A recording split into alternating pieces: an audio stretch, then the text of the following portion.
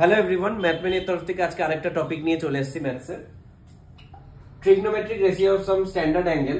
এখানে sine theta মানে 0 degree standard angles গুলো হচ্ছে 0 ডিগ্রি, 30 ডিগ্রি, 45, 60, 90।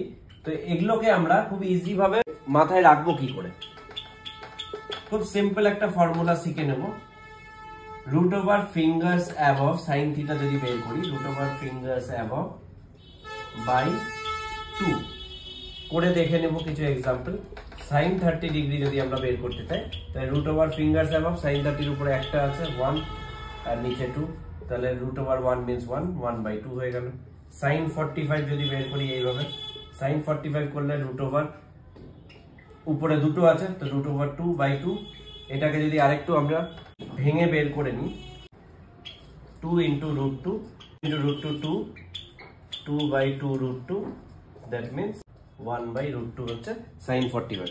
এইভাবে খুব ইজিলি আমরা সাইন 69, সাইন 90 বা সাইন 0 আমরা বের করে নিতে পারবো। আবার আসবো এরকম আরো চ্যাপ্টারের টপিকস নিয়ে। ভালো লাগলে অবশ্যই শেয়ার করবেন। নমস্কার।